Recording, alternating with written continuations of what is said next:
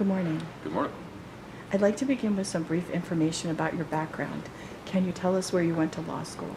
Cleveland Marshall College of Law. And what do you do? What kind of practice do you have? I have a self-employed practice, and I primarily do real estate law, wills, trusts, probate, non-probate administration, small business law, people set up contracts, and definitely divorce, custody, juvenile court matters. And are you a solo, you said? So what's the name of your firm? Solo, Bradley Hall IV Esquire, LLC. And how long have you been practicing in Cleveland? Boy, it's been since I started, which was May of 2008, so that makes it 11 and a half years now, I guess. And how long have you been a member of the law library? So we looked it up, March of 2008, so I've been a member here longer than I've even been a lawyer. How did you find out about us? I was waiting for bar exam results, and then just between the time that I passed the bar and set up my own business, I clerked for a guy named Dan Thiel, who was self-employed, and he knew of this library and thought it was a very good resource and suggested that I consider signing up down here, and I did. And at that time I primarily did because it had free and easy access to Westlaw and LexisNexis, which at that time I couldn't afford on my own. So it was fantastic then, and I've used it ever since. Have you spent a lot of time here over the years? Yes. See, there's weeks I'm here more than I'm in my own office. Actually, there's many weeks where I'm here more than in my own office. So, Would you say a lot has changed at the Cleveland Law Library over the years? I was thinking about that. Really not. There's been changes, but I'd say the changes are largely cosmetic. We've got the new desk, which I'm sure for you guys is very nice and is absolutely not cosmetic. But we've got the same texts, a lot of them are in the same place.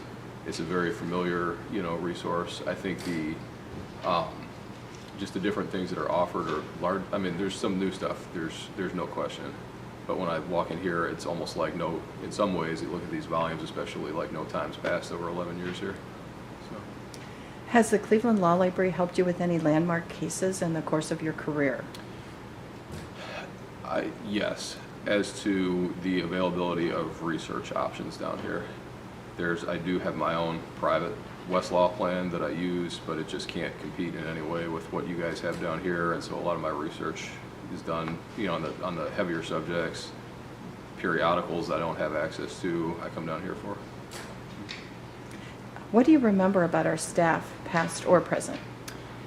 Everyone has always been very helpful and very friendly and very nice to work with. Of course, the present staff, I think I've worked with you for years. I've worked with Leslie for years. Ashley, is a little bit newer, but it's good to work with you. I certainly remember Charla, very friendly as well. So. Do you have any special memories of your time here? Many, and I think it's really two different types of memories. One is the number of people that I've had meet me down here over time. I don't know how many other patrons you guys have like me that actually bring a lot of clients down here for meetings, but I've brought up many of them.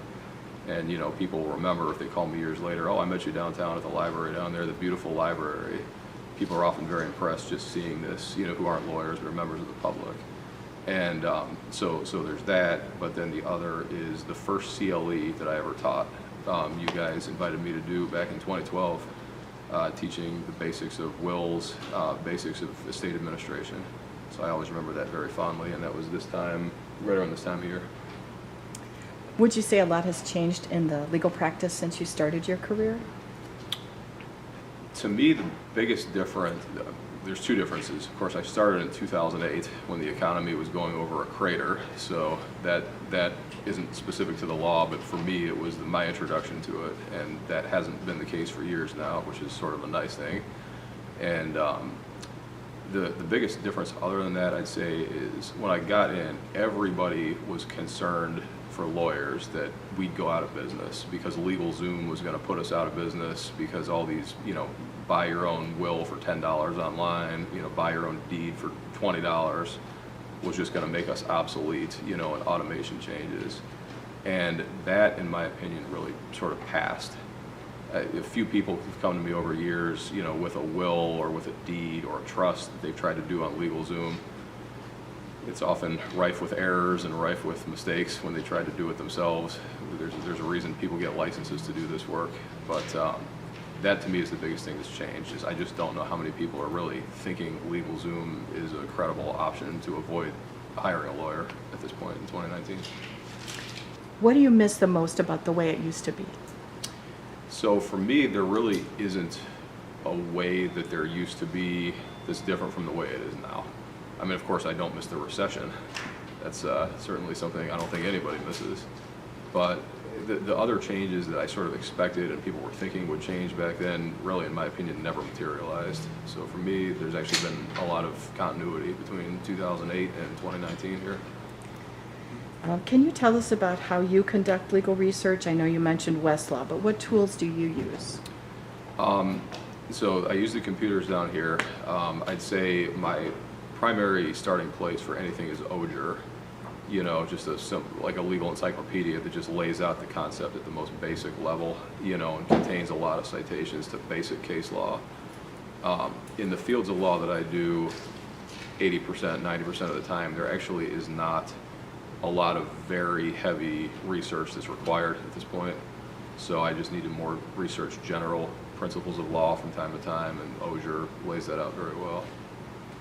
And what services that the Cleveland Law Library offers, other than our computers, have you taken advantage of? Definitely the continuing education classes. You know, I attend those down here. I've taught maybe 3 down here by now over the time. You guys, of course, are very helpful if I'm on the fly, which I'm always on the fly. You know, if I need something printed, I can just email it to you guys and you print it.